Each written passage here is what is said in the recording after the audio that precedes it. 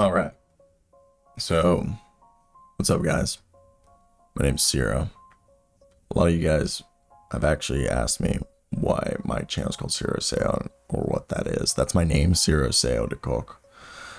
And actually, in Italian, it would be Ciro Asseo de cook. But my dad's from Argentina. Well, he was raised in Argentina. My grand from Yugoslavia and Italy, and my mom was born and raised in Argentina, and so was my older sister. Either way, thank you for 10,000 subscribers.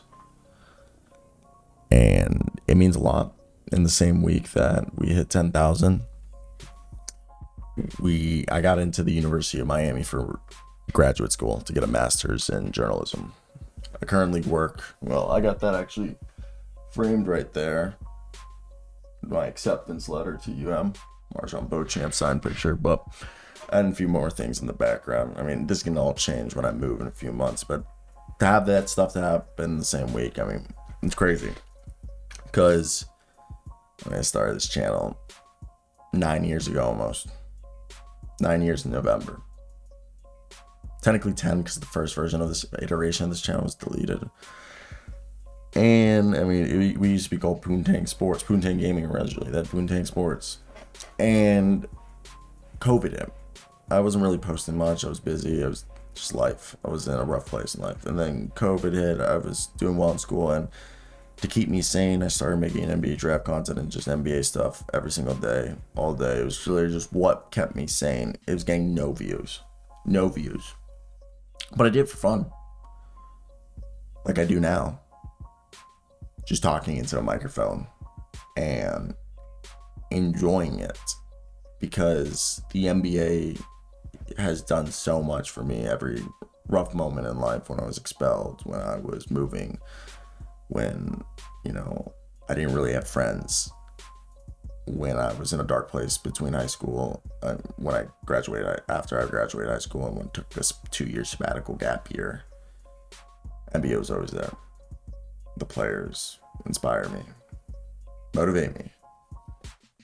And this is why my channel is the way it is. It's just me here, a guy who loves basketball, who plays basketball as much as he can, consumes, reads, listens, watches as much as he can. And for me, just to be able to non-stop just talk and have this community, every single one of you I love, to talk, to discuss basketball, hear your takes, tell me I'm wrong, tell me why I'm wrong, or tell me that I made some good points and add on to those points, inform me, teach me new things. Because I watch every team, obviously I watch some teams more than the other. And for me, the NBA means a lot. I was born in Minnesota, and I lived there till I was 5. And my first jersey I got was a Kevin Garnett Minnesota Timberwolves with the black trees. With the green trees on the black. That's why KG, his favorite player, with 21. Then I moved to Orlando, and when I was in Minnesota, I grew up for being the children of immigrants. So my teams are the Wizards, Magic, and T-Wolves, and I'll explain this in this video. And I'm also, my fourth team, I guess, is Celtics, because my dad went to school in Waltham, Cambridge area at Bentley. And for me, the thing is that I became a basketball fan. Part of the reason was my dad. I mean, his favorite sport is soccer and basketball. I mean, he was at the 1978 World Cup final, partied with the World Cup team. And my dad, thankfully, again, being a child of immigrants and being the first person ever born on either side of my family in America, and yeah, also growing in a Spanish-speaking household, etc. I was fortunate, when I lived in Minnesota, my neighbor, lived on the same street, but I had 15 acres, and we were the smallest plot of land, because my dad bought a hobby farm, and it was supposed to be his retirement house. And because at the time he was building digital POS systems. He did it for Burger King and Best Buy, and at the time they ended up doing it for Office Depot, their first one. But then he had a falling out with a partner, screwed him, lost a bunch of money. So we moved to Florida and he did another business venture. And when I went to Florida, lived in Florida, my school would have these like coupons that from the Orlando Magic that would come. And it was like $5 for kids under 12 and like parents' regular price. And my dad would take me all the time. And the first game I ever went to, I always point at this, that thing, if I flip it upside down, is Orlando versus the Wizards. And that's not how I became a Wizards fan, but it was Gilbert Arenas versus Jameer Nelson, Mikhail Pietrus, Hito Turkoglu, Rashard Lewis, Dwight Howard, Marcin Gortat, Ray, skip to my Lou Austin. All right. And I loved it. But when we were in Florida, my parents in the '08 recession lost all their money. Whatever money they had remained, we lost it. And my mom, we lost our house and we were living in a rental house at the time, and my mom had to go to Maryland because she got a job through a family friend and she had to move there, to start getting paid because neither of my parents could get a job at the time. And like my dad was, he has a master's degree and bachelor, but he had just came out just being really an entrepreneur. So it was like hard to just finding it, getting back into the job field after so many years out. And those 2 months was like May, June, when the Orlando Magic were going on their NBA Finals run. And in that run, my dad moved the TV into his room because he's never had the TV in his room. Even to this day, he doesn't have a TV in his room. And every night, when my mom was gone, my dad and I would sit there and watch, all the basketball games, but the Orlando Magic and the Lakers a lot, and the Boston Celtics. And my dad, in all sports, like football, he watched sports in the 80s when he had roommates who watched all the sports and gambled and stuff, and he knew about it. So for me, my dad, when we first started watching sports for football, it was Dan Marino, Joe Montana, and Jerry Rice. Basketball, Lou Alcindor, aka Kareem Abdul-Jabbar, Magic Johnson, and Larry Bird. Larry Bird's the greatest basketball player, and so is Master Johnson to my dad. Those are the two best basketball players he's ever seen. And so for him, he was learning the sport with me, like he wouldn't know the names of the guys. He'd be like, who's that guy? I'd be like, LeBron. And my dad's super foreign, like thick Italian, Argentine accent. And he's 67. My dad had me at 44. My mom had me at 29.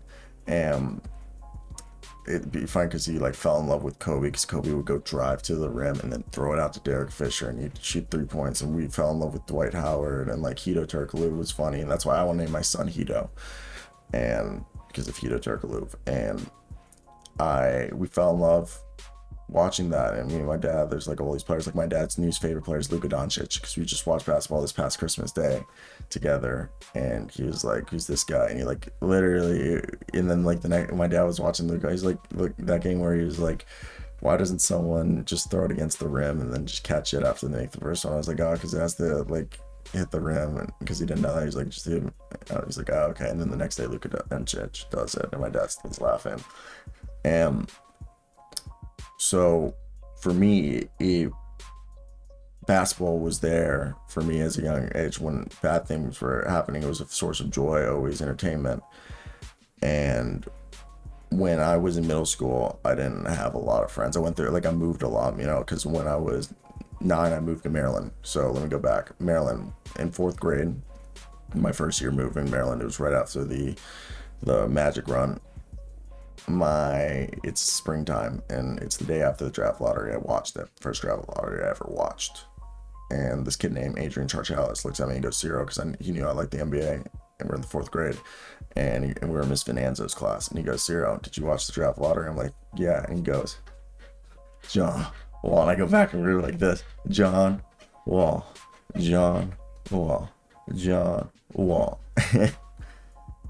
And fast forward in middle school, I was going through a rough patch. I was kind of an odd kid, not like odd at all, just like I'm a super creative, outgoing person, loud. People didn't like that, you know what I mean? Like white people, like that's why I've always like my best friend. A lot of my best friends have been mixed. I have a lot of black friends. I mean, I have friends of all ethnicities, but like I've gone along with all people, but like a lot of my white friends are like, oh, that's like my friend who's foreign. Like that's how I'm describing their foreign friend. I'm like Fez. But middle school I had a rough go, and I got like suspended so many times. I also got expelled in high school. And in all those times I was suspended, expelled, in trouble with my parents, the one thing, not hanging out with friends until I was like a freshman in high school, when I like found my people, and like the NBA was always there. And even in high school, like Monday through Friday, like my parents would go to sleep at 10 p.m. I'd go downstairs, bring my bong, and like play 2K, have on this computer next to me, because I'd have like the setup on there, and I'd be gaming, and I'd be next to me, I'd have the, you know, the illegal streams, and watching basketball nonstop while playing video games every night. And it's always been there. And then when I went through my dark patch during my 2 year sabbatical gap year, that's all I cared about. And I do this as a hobby, not because I want to be some. I mean, I got into grad school because of YouTube. I got into grad school because of YouTube. Every grad program I talked to, literally just wanted to talk about my YouTube. Okay, like in college, I have like professors talking about my YouTube, and I don't even bring it up. I don't like talking about it, but it's brought up. I don't even have that much, and this is just fun for me. This isn't work. This isn't anything that. Nor is this what I want to do for full time. I'm a screenwriter. I'm a journalist. All right, about graduate bachelor, go to master's school. I want to make documentaries. I want to write short form teenage basketball novels. I want to write basketball drama show. I want to make movies. All right, I don't want to direct them. I want to write them, and I want to act in them. Okay, I want to be a comedian. I want to make documentaries about following the G League team, about basketball.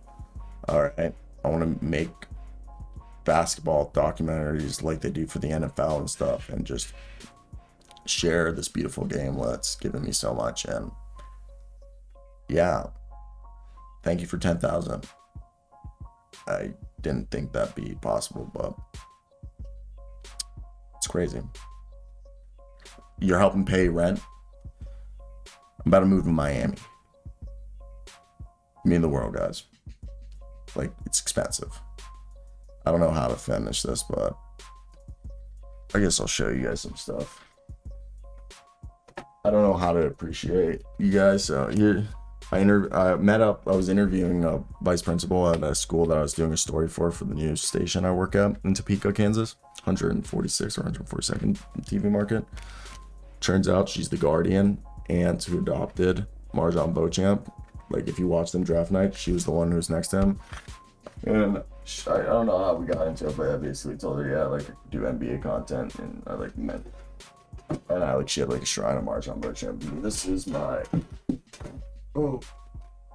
just to show you guys stuff I got back here. This is my acceptance letter into the Miami for my master's.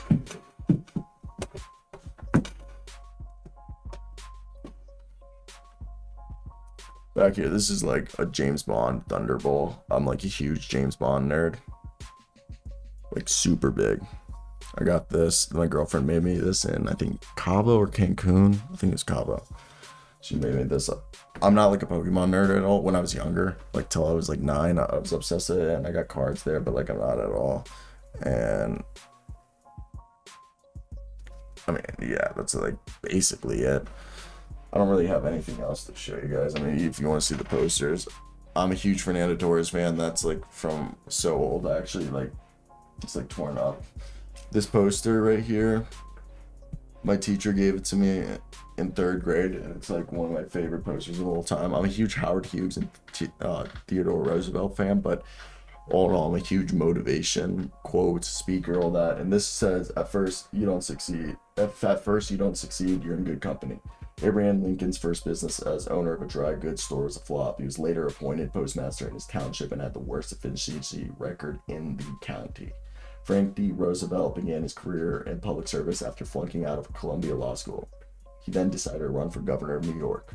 Dwight D. Eisenhower was rejected 3 times for command positions before being appointed Supreme Allied Commander in 1942. Harry Truman opened a hat and shirt shop at age 35 and then went bankrupt after just 2 years. Truman worked 15 years to pay off the debt. So, I think that's it. That's my story. Thank you for watching, listening, and like and comment and stay tuned. This is gonna get bigger and better. It's all for you guys. So peace out.